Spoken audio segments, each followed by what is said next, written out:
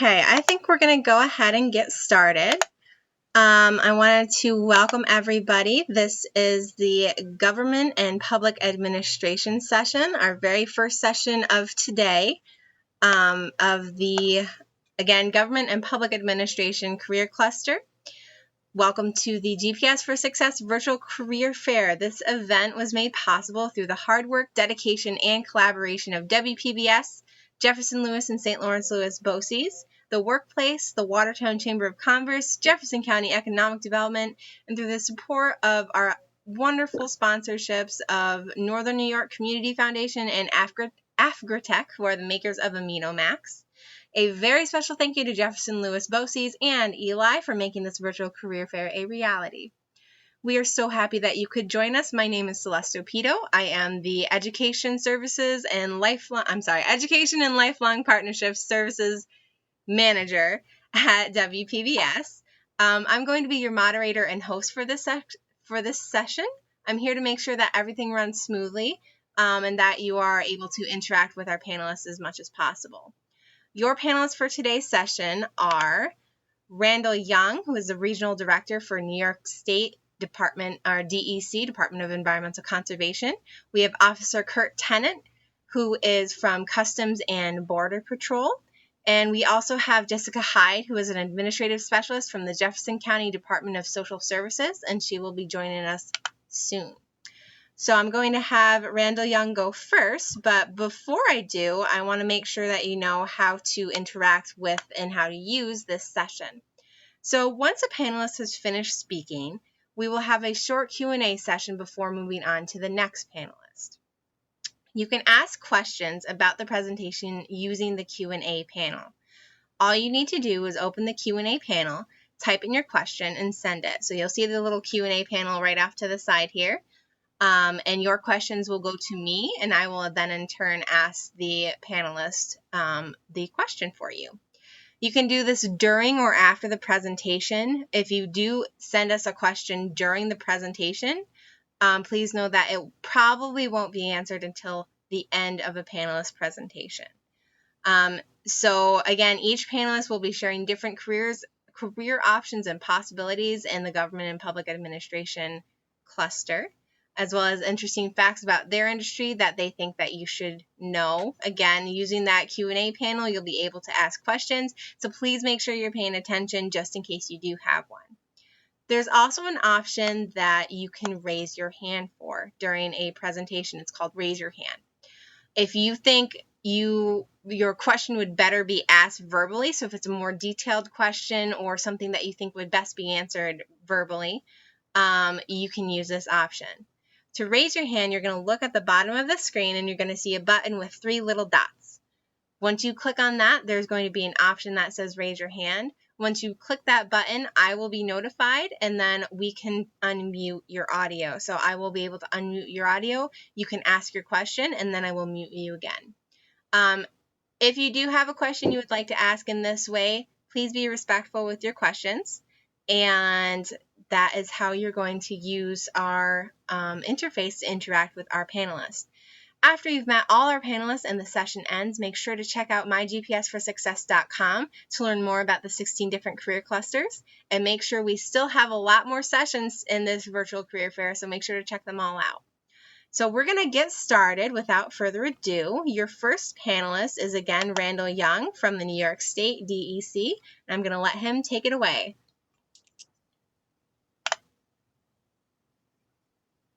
Good morning. I am Randall Young from Department of Environmental Conservation of New York State. And I can also speak a little bit about working for New York State generally. New York State has a broad array of jobs. Administrative professionals make up a very important aspect of our workforce. And we've seen more than ever right now that governmental administration is critical to making sure that things happen. Our most essential staff during our directed departure have largely been our administrative support staff, organizing people, making sure that the people who are doing substantive jobs, technical jobs, have what they need to get their job done, that they have the information about how our processes are changing, that we're able to communicate with all those people and answer their questions. It has been the most important aspect of keeping everything functioning as we try to deliver services to the people of the state. So it's a huge responsibility. It requires continuous thought and work and organizing and creating systems and really thinking creatively. So governmental administration is something that is actually challenging and very interesting if you want to take it on. For DEC specifically, we have career tracks for engineers, geologists, biologists, foresters, technicians, all varieties of administrative professionals, program aides who support people through administration, lawyers, law enforcement, tradespeople, and others. One of the things that we've seen through the directed departure, as I've said again, is that the essential staff who've had to be here to keep everybody else functioning have been our administrative professionals. We employ at a maximum level statewide just under 3,000 people at DEC. We have offices located across the state. We have 9 regional offices spread out throughout the state with several sub offices in each region and facilities that are what we call non-regionalized facilities like fish hatcheries, game farm, a tree plantation, located in different locations throughout the state. And our main office is located in Albany with about half of our employees located there. So depending on where you want to live in the state, there is a location for you. Region 6, where I'm the director, is located here. We have about 150 permanent full-time employees. Our regional headquarters is here in Watertown. We have sub-offices located in Potsdam, Lowville, Utica, and Herkimer. The best part of working for DEC in particular is no matter what job you have, you're contributing to a mission that is really making the lives of people better in a variety of ways by protecting and enhancing the environment. Whether you're a forester working on our state reforestation areas where people recreate and also maintain the forestry industry, or you're an engineer working on water pollution control or air pollution control, and again, all the administrative support jobs that go with that. I think everybody here feels that sense of mission, and no matter what they're doing, we feel like we're contributing to something that's important. Uh, as the state has looked for volunteers to deal with the COVID response, DEC staff have really stepped up, and again, feeling that commitment to public service, a lot of our staff have volunteered to go the extra mile to help with the COVID response. The most challenging part of working for DEC or the state is, we have a matrix management system, which means all the staff here in the region report essentially to me as regional director, but they also have an administrative arm that works out of Albany that supports them and sets their program priorities generally, and they report up that chain as well. And both of those have to work together. So it's like everybody has 2 masters. And so communication across those groups is hugely important. You really need to be a team player to work at DEC or in the state. You need to understand what your specific role is in the organization, because we are such a large organization and we have such a complicated, well, I won't say complicated, but we have an important management structure that keeps us going, depending on whether we're in the region or central office. Being able to network through that organization and understand where you stand, what your particular role is, who the decision makers are, whether it's you or somebody else regarding a particular problem, and then being able to work with the other people who have a role in solving whatever problem you're working on is essential. If you can't do that, if you really just prefer to work by yourself, it might not be the best career choice for you. The salary ranges, again, because we have a variety of jobs in the state, they come from entry-level type positions all the way up to senior managers who can make very substantial salaries. We even have seasonal staff. The way to become employed with DEC And I'll start this right now so people have a couple chances to look at it. But the state or anybody else, if everybody can see this, somebody should let me know. But it's our civil service website, which would be cs.ny.gov/job seeker. So we can't see that, Randall. So if you give that to me again, I can send that out to everybody. It is www.cs.ny.gov. That one more time for me. You kind of cut out. Okay. www.cs.ny.gov Yep. ny.gov.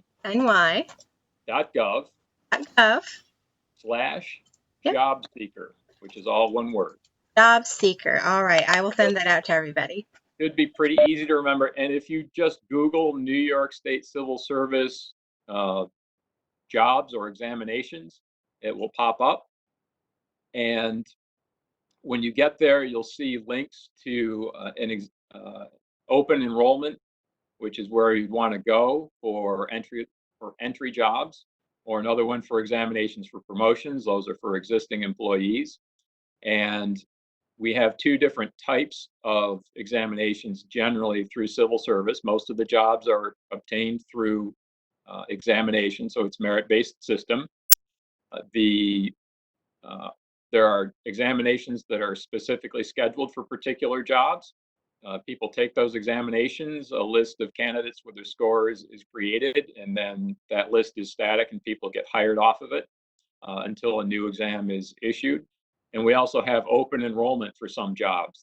It's continuing recruitment for particular jobs. For example, I believe attorneys have an open enrollment.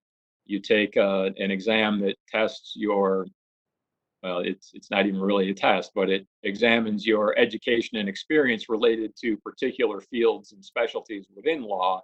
And then that matches you to open positions that are available. So there are two ways to get in there through those two different types of examinations. And the civil service system is very good at helping people navigate through that. Are there any questions? Looks like we don't have any questions so far. Okay. I've got just a little bit more time. So, a typical day for me lately has actually been tracking and making sure we have a system to track, where the status of our employees as we work through the shutdown.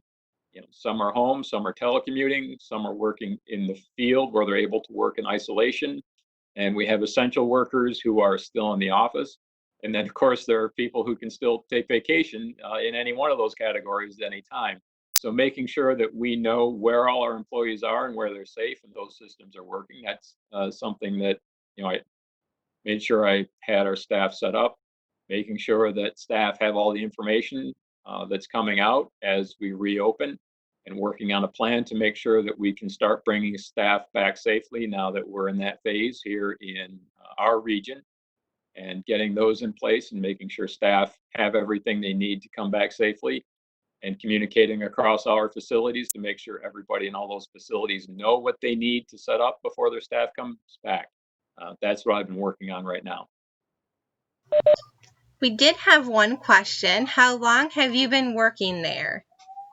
I have been working at DEC here in Region 6 for 26, almost 27 years now. Wow. And I think that's the only question we had. I'm sorry if you hear a dog in the background. She's not very happy right now. I can't remember if you went over this, but you did mention a few different opportunities. So what's the education level for somebody who might want to work in the DEC? It really depends on the job you're applying for. We have jobs that would be available to people who have trade education, skilled trades. We have maintenance assistants and other types of positions that are available even to high school students who want to work seasonally sometimes, lifeguards. And then we have advanced positions for engineers, technicians, We have positions for program aides who, again, high school or associate types degrees. It's really a very wide variety. It depends on the job you want to do. And that's the same across the state. So if you go to the civil service website, you should be able to find a pretty good listing of the types of jobs and the educational response levels that are needed. And it looks like we do have another question. What about for 16-year-olds? Are there any opportunities for 16-year-olds? That might be a bit young. I don't know of any that we would have right now, but I can look into that. Awesome. And I can't remember either. Did you go over some of how you got to this position and kind of your background in this position? I didn't. I actually went to law school for environmental law and was fortunate enough to get an internship at a different regional office at DEC, and it was a great experience. So when another opportunity came up to work at DEC full time, I applied for it. I took the legal specialties exam through civil service. Unfortunately, I did well enough to get interviews, and eventually I did get hired here in Region 6. And it's one of the other employees in a different region and I were talking at one point, and he had a promotional opportunity. I asked him if he was going to take it and move on, and he said no. He really found a home in the office he was working in, and we have, I think, a lot of people have that experience when they come to work at DEC. They really feel like they've joined a family. They found a home where they can stay. That's fantastic. It sounds like a great place to be and a great place to start.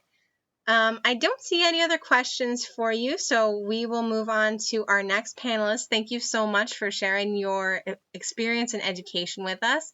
If you do have another question for Mr. Randall Young, then you can still put it in the Q&A, and we'll get around to it later if you do have a question for him. So thank you very much.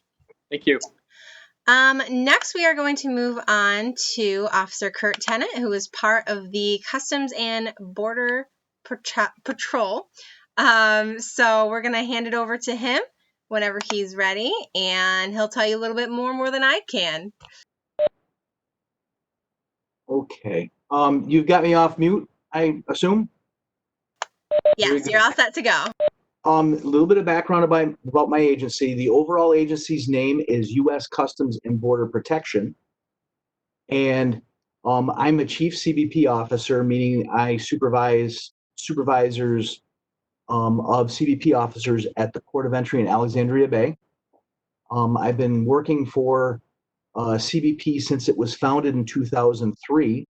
After 9/11, we reorganized the Department of Homeland Security. So prior to that, I was part of an organization called Immigration and Naturalization Service, and I was an immigration inspector. Okay, so after 9/11, they reorganized. They put together elements of the United States Border Patrol together with the U.S. Department of Agriculture and immigration inspectors and customs inspectors so that we would be able to work more as a team wherever we work, at airports, seaports, and land ports. We are currently the largest law enforcement agency in the world. We have approximately 60,000 law enforcement officers, and those law enforcement officers include pilots and people who drive fast boats. And we're located, obviously, all across the country, mostly you get the northern border with Canada, the southern border with Mexico. We've got international airports all across the country. And we also have people working in other countries inspecting people and goods before they come to the United States. So one of the things I would like to emphasize about this, I know you're young and you're looking at careers in the government. One thing to consider is flexibility for where you want to live, what kind of hours you want to work, and have something that fits with your own particular situation. Some people like traveling a lot. Other people want to stay in the North Country. The beautiful thing about this job that I have is I work for the federal government, and if at some point in your life, you might get sick of living in the winters up here. So you can put in for a job in Hawaii, or you can move to Florida. I very much would like to go to Europe, and I have an aunt that lives in Switzerland, and I would like to live in northern Italy maybe and be able to visit her. So I could put in for a job and live overseas for 6 years with our Department of we have an international affairs department. So I think the biggest thing that we offer as an agency is a lot of choice, a lot of different job titles. We have a lot of different responsibilities. So when I say law enforcement, a lot of people would think, automatically wearing a gun and arresting people. We have one segment of our port of entry. These people are called agriculture specialists, and all they do is they specialize in intercepting pests and animal-borne diseases so that they don't enter the United States and cause a problem for Mr. Young's organization, the DEC. We're trying to stop the emerald ash borer from crossing the border with firewood. So these agriculture specialists, they go to college and they get degrees in natural resources or silviculturalism or soil science, but it has to be a science-based kind of four-year college degree. And then we send them to a school in Maryland where they concentrate more on what to look for. And so on a day-to-day basis, they might be taking samples from an agricultural commodity that's crossing the border in Wellesley Island, and they're looking for bugs. They might be looking at the pallets in a truck to see whether bugs from China have bored into the pallet and laid their eggs and might cause a infestation in the United States. So as you can tell, I mean, you'd never think that by U.S. Customs and Border Protection, but you've got a whole bunch of different jobs, and each one of them might, like, say you're a person that likes the outdoors, you might want to be a Border Patrol agent, because Border Patrol agents, if they're like this time of year, they're in boats on the St. Lawrence River, or they're riding jet skis and they're patrolling the waters. During the winter, they might be riding a snowmobile. So maybe that's something that might interest you career-wise. Or if you're,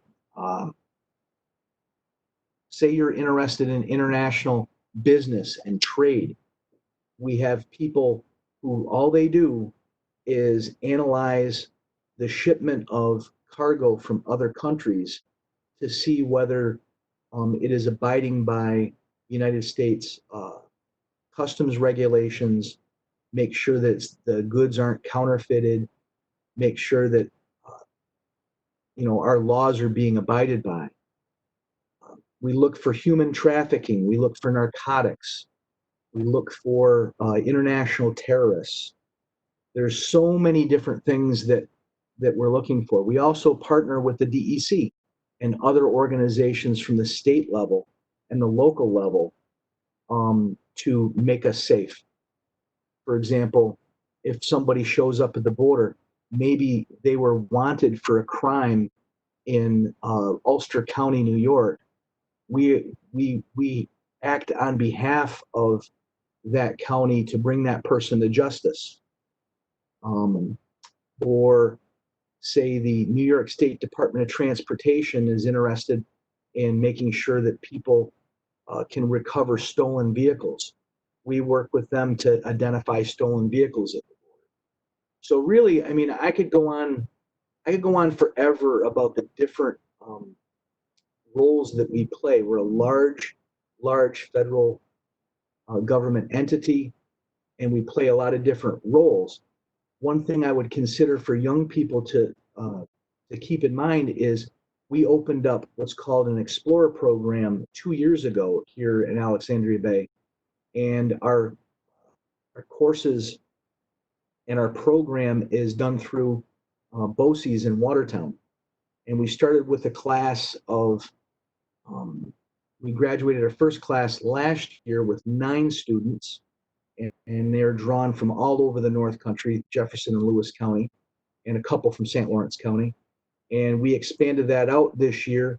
We've got a current class of 12 going through. Um, this COVID-19 has been a real challenge. We've had to do a lot of our coursework, just like WebEx here, to make sure that our cadets know subject matter. But at some point when this thing lifts, we hope to complete our program, and they'll become explorers with U.S. Customs and Border Protection. That program is the best learning experience that a person can go through. Even if you don't think you want to be in law enforcement, if you join that program, you're going to learn what our agency does, and you're going to understand, how to become employed, where you might go to work, and understand some of the benefits, because you work alongside us. We bring you right in our port of entry when you're an explorer. Just trying to think what else I could cover with you folks. Does anybody have any questions at this time about U.S. Customs and Border Protection? I don't see any questions in the Q&A right now, but what different types of opportunities are available for different education levels? So if somebody wanted to do something, you mentioned BOCES, right at a high school, or if somebody has a bachelor's, or if they even have their master's, what are some different opportunities in that regard? What's the beautiful thing about the CBP officer and Border Patrol agent jobs? Our law enforcement jobs do not require a 4-year degree. It helps to have a 4-year degree, but you can substitute work experience. So when you start working as an explorer at the age, it goes from age 14 to age 20. When you start as an explorer, anything over age 16 is counted on your resume as work experience. And normally under typical times, not COVID-19, we would have you at our port of entry during the busiest time of the year, and you would be helping us out in different kinds of roles. So if you have 3 years of work experience, you can go to work in a job in the North Country that after 3 or 4 years on the job, you might be making over $100,000 a year. I mean, granted, you'll be working overtime. That's part of it. You might be working some weird shifts, like Sundays and holidays when everyone else is having a barbecue, you're going to be working. But our job is 24/7, 365 days a year, and it requires a flexible workforce. So fortunately for you, we have a very generous package of benefits that we offer people. We give them really nice health care, lots of choices with benefit plans. We give you great vacation time. Our retirement system is, if you start at the age of 20, you'd be able to retire at 45 years old. So that's 25 years, and you'd be able to retire at age 45. I started a little bit later. I had a little bit of background about me. I went to college in the local area. I went to St. Lawrence University, graduated with a degree in government history. I minored in Canadian studies, and I actually found a job where I get to study Canadians every day. And it's an interesting job where I wanted to go in the State Department initially. I wanted to be a diplomat, and I got married and started having children, and life happens, and I was very fortunate to have a job where instead of me going around the world came to me. So I was able to meet people from all over the world, talk to people, because that's what we do. We ask people questions. We find out what they're doing. So I was very fortunate to find a job that matched me. You don't have to have a 4-year college degree, like I'm saying, but it really helps to know the world and understand what's going around the world, so that you can be in tune to it with different cultures and different people. But it's if you're not a people person, that's the other benefit. You can go a different route where you can go into a warehouse and open up boxes and packages all day long looking for bad things that hurt people. We're trying to intercept drugs. We're trying to, there's a lot of counterfeit. We're intercepting a bunch of counterfeit masks and test kits for COVID-19 that were manufactured outside of the United States. And it's a good thing that we're looking for those things, because that would interfere with our ability to deal with this awful disease. So there's lots of options for everybody. I'm sure there's a question out there somewhere. I'm sure there's a question. I don't see any right now, but it's a question from me, okay? Yeah, go ahead. Okay. So you did mention if you're not a people person or a people person, what type of skills or interests, and you kind of went over this, but what type of skills, interest, or personality do you think best fits in?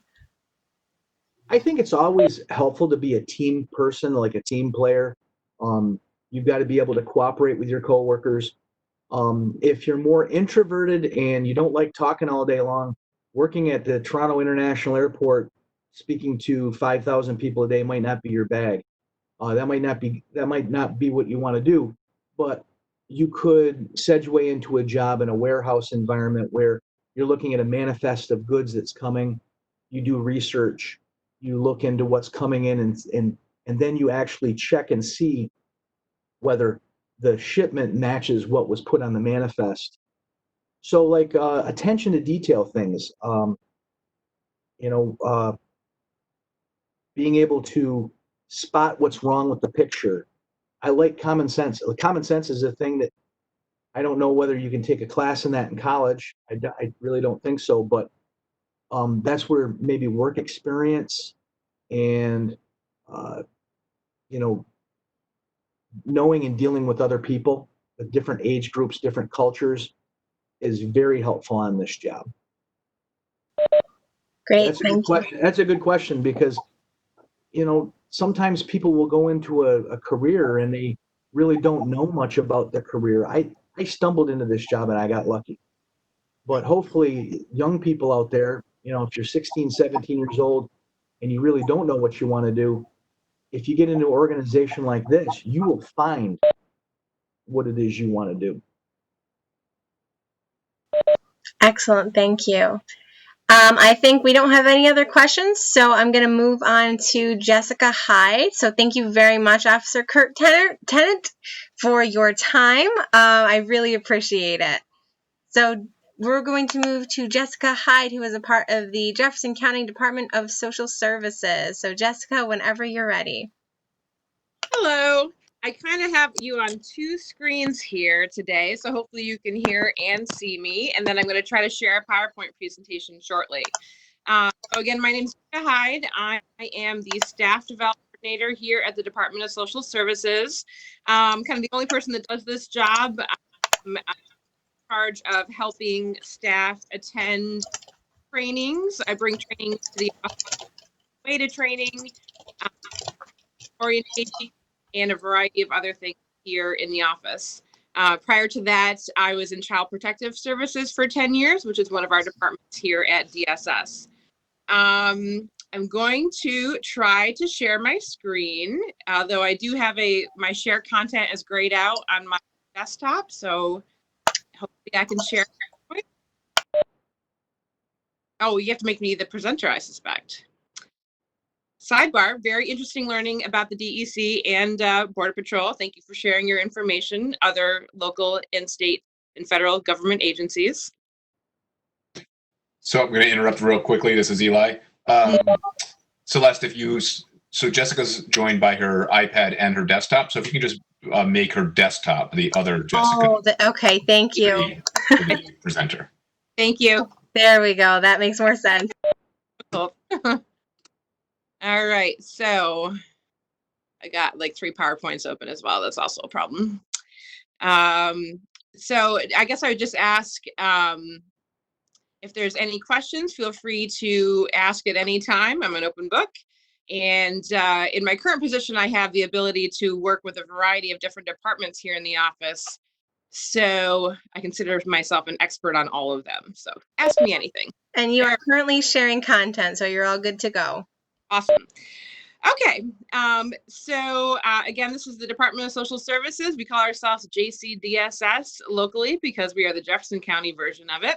Our mission statement here is to provide temporary assistance to eligible residents of this county while promoting self-sufficiency and personal responsibility through employment.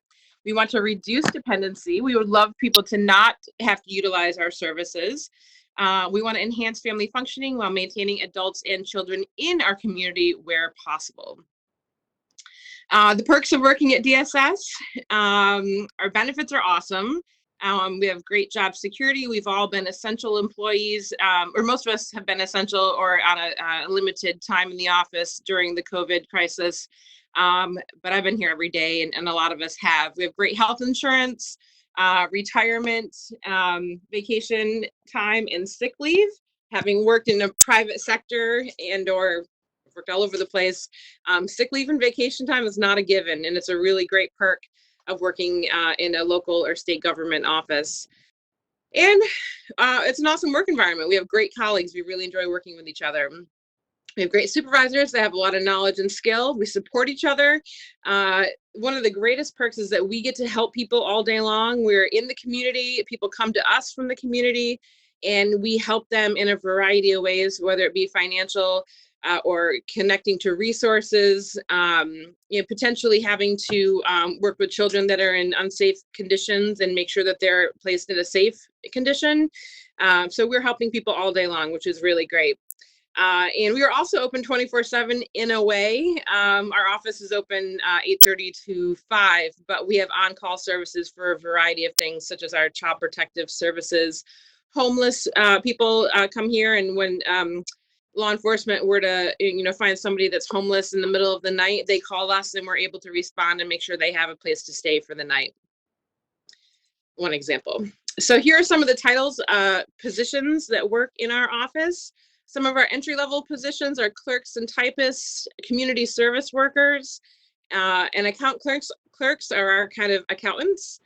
Some of these, I didn't come from a world of children of services, so some of these terms didn't make any sense to me when I started at DSS because I kind of stumbled into this position myself. For example, account clerks are our internal accountants. Microcomputer technicians are our fantastic IT guys. Social welfare examiners are the caseworkers of our financial services department. They work with families to see what they qualify for state and federal funding if they are in an emergency and need help. We have child support is under our roof. Child support investigators and caseworkers are working with families to ensure that child support is paid appropriately and children are taken care of. Our caseworkers include child protective caseworkers, adult protective caseworkers, and children's services caseworkers, such as foster care workers, etc. We have 3 attorneys in-house, and of course, supervisors for all the different jobs and departments, directors of those departments, and of course, the one and only commissioner. She's the big boss. Some personal attributes that are needed to succeed here at DSS. Empathy is the #1 word that comes to mind. You need to be able to understand where people are coming from when they come in the door. You need to be able to feel for them and understand their situation and not judge them, or you have to be able to put yourself in their shoes, even if you grew up completely different. And that's a skill that you have to have when you come in, but we also help you build it while you work here. You have to be organized and flexible. For example, yesterday I had a surprise 3-hour meeting about reopening our building and the rest of the county. So I didn't get to work on this presentation as much as I would have liked. So it's from a job fair a couple years ago. So we're flexible, we make it work. Our caseworkers have up to 30 families at a time that they're working with. And they can have cases for up to 60 days. So that's a lot of people they're talking to on a monthly basis. Some of our social welfare examiners have 400 cases they need to make significant contact with once a month. So it's very busy and you have to be very organized. We do have a lot of tools in-house to help you stay organized and lots of systems and computer systems to help everyone stay on the same page. You have to be personable. You have to be able to talk to people, engage with people, sit down and ask them maybe personal questions. Yeah, very personal questions sometimes. you have to be a people person here, and you have to want to be able to help people and be able to talk to people about the help that they might need that they don't even maybe even recognize or understand. It's hardworking. You have to be hardworking. These are challenging, fast-paced jobs, never a dull moment, for sure. You have to have a sense of humor. You often see and talk with people that are having a really hard time and maybe are in a really terrible situation. Even children, adults with developmental delays, or elderly people with dementia. You have to be able to have a coping mechanism on the back end and be able to talk to your colleagues and have a lighter moment outside of work and or at work. You have to be very responsible. We have access to a huge amount of confidential information, everything from people's income to the DMV to counseling records, et cetera. We are very careful about confidentiality. Nothing we ever learn here leaves the office. It's one of our most important tenets here at DSS. You have to be curious. Like I said, sometimes you have to talk to people about an issue or a problem that they might have in their family that they don't even recognize. So you have to kind of be ready to ask questions and delve a little deeper and get to the root of something with empathy and professionalism. So that's a really important part of the job. And you have to be positive. We work in a strengths-based world. I can never say that right. Strengths-based. So we don't want to necessarily harp on the problems or the concerns or the issues. We want families to recognize the strengths and the supports they already have and use them to the best of their ability. I'm like the silver lining girl. There's always a silver lining you can hold on to and have that be a good thing to build on. So some of the actual skills an individual might need to work here, we do a ton of stuff on the computer. We're always typing notes or working in different systems, but we have great computer systems here at DSS, run state computers. Our caseworkers all have iPads, so they are able to work in the field. They can sit down in a family's living room and type their notes right there when they're chatting with somebody, and have them sign a release and have it sent right to somebody right from their living room. You're going to be talking to people in person. Again, with the personality, you have to be able to talk to people and engage with people. You do need to gain job knowledge, but we have training units in most of our areas that kind of allow people to start here and build their skills. I came from a whole different world. I had no idea what I was doing when I started. I just took a random civil service test and landed here. I had no idea, but the whole first year I was here, truly like 12 to 16 months, I was kind of in a protected unit and they slowly work you into the job. So the on-the-job training here is awesome. Also, that's part of my job. So of course, it's amazing. You have to have good self-care skills. Again, you'll be working in stressful situations with people that are having a hard time in the community. You need to be able to go home and have proper and appropriate self-care. What is your mechanism to kind of chill out at the end of the day? Know your bias is a term we talk about a lot. You don't want to bring your baggage to a conversation. You want to talk to a family with a clear mind and just get honest and concrete information from them. We have great teams. Our teams are great. Our coworkers are awesome, and you just build a family with who you work with here. You have to be able to compromise and be flexible because no case is black and white, and no case will ever repeat. They're all different, and we treat each family individually and uniquely. You have to be creative with those potential assistance for families. You have to be honest to a fault. You're honest both with your clients about what needs to happen and what might happen if they don't engage with and do what they need to do. And you need to be ruthlessly honest with your documentation and paperwork. And you need a good work ethic. This is not an easy put your feet up kind of job. It's hard work, but it's awesome and super, super, super rewarding. This I guess should have gave this to an adult job fair, so it's going to have all kinds of information. I'm happy to send the presentation, Celeste, if anyone needs it. But some of our entry-level positions, as I mentioned, are clerks, typists, and community service workers. They start at about $15 an hour, and they have a wide variety of responsibilities, everything from answering the phone and filing documentation to potentially giving a client a ride that needs to get to an appointment when they're in a variety of our different departments. Our account clerks, as I mentioned, are our internal accountants. They have a requirement, the requirements are in these slides. They have a requirement for a high school diploma or a GED plus experience.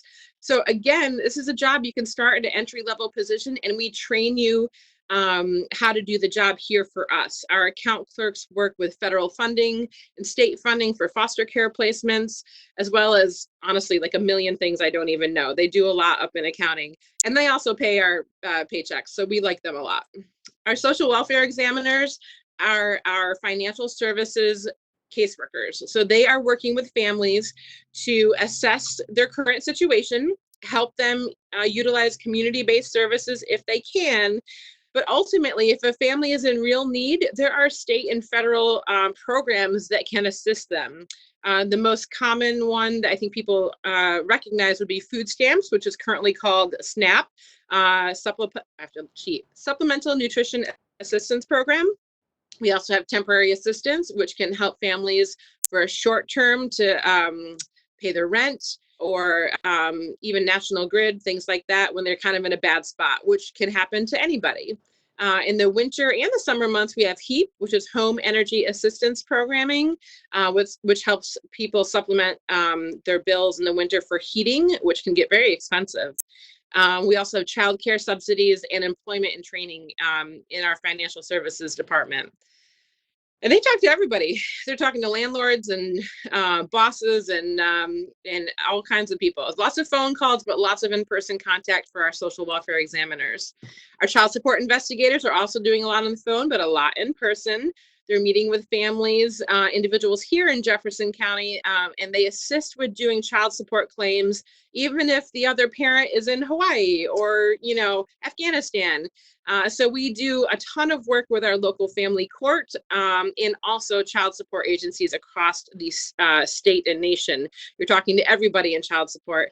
And they have they're actually federally protected information. So they have a lot of access to really confidential systems in their office that they need to use to do their job.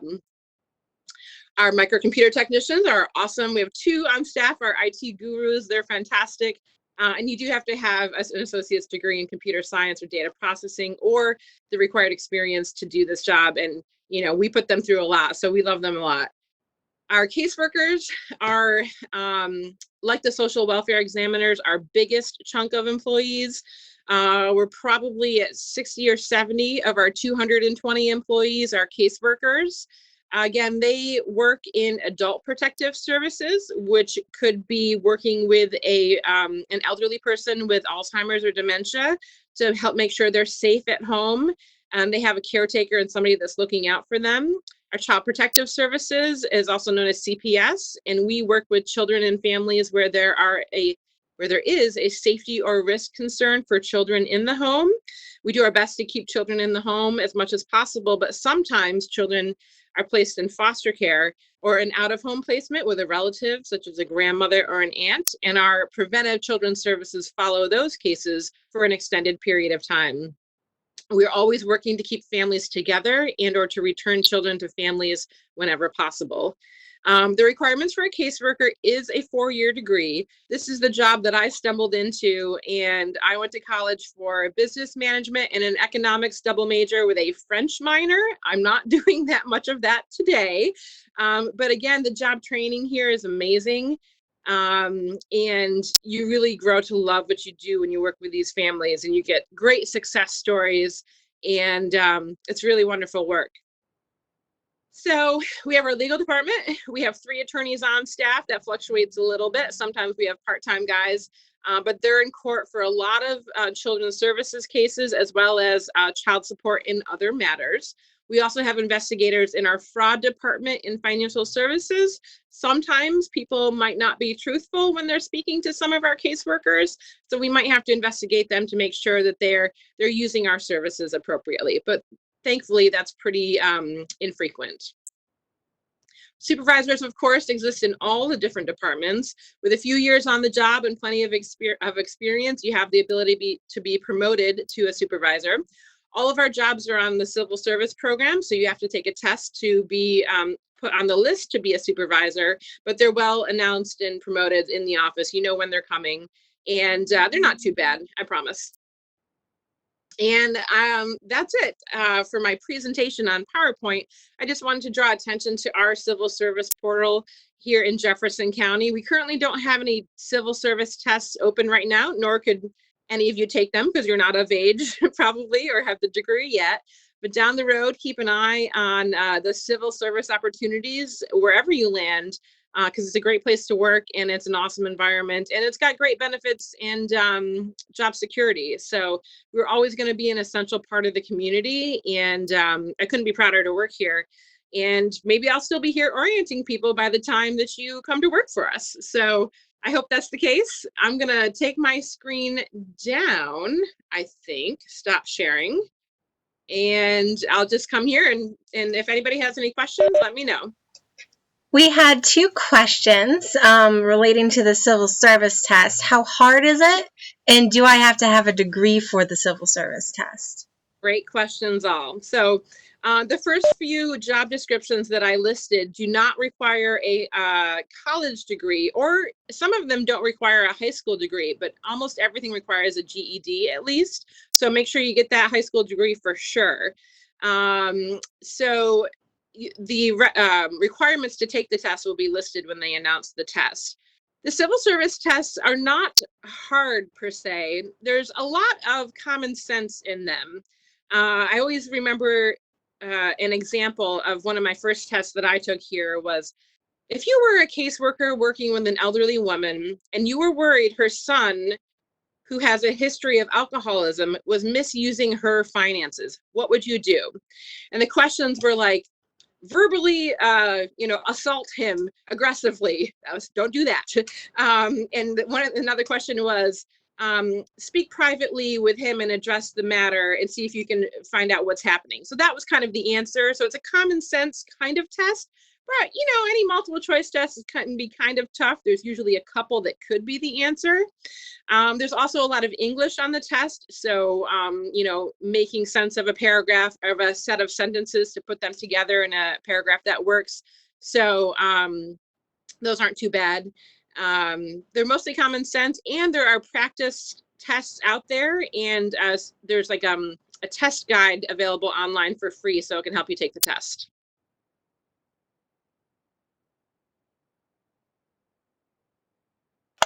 Great, thank you. I couldn't unmute myself for a second. Those are all the questions we have, and we are pretty much out of time for right now. So thank you so much to everybody. We had great questions, wonderful panelists. Thank you for sharing your experience, your expertise, and everything you know about your industry. I hope to our attendees that we were able to sway you to government and public administration. There's a lot of things that you can do for it. Sounds like basically if you get a degree in anything or you want to do anything, you can get into government and public administration. So again, a huge thank you to everybody who made this possible, including our panelists. And I hope if you are attending, you can join us for our next session at 11, which is health sciences. So thank you again. I'm going to end the meeting here. Everybody have a wonderful day. Stay safe, stay healthy, and please don't get rained on if you got rain coming. Take care. Take care. Bye now.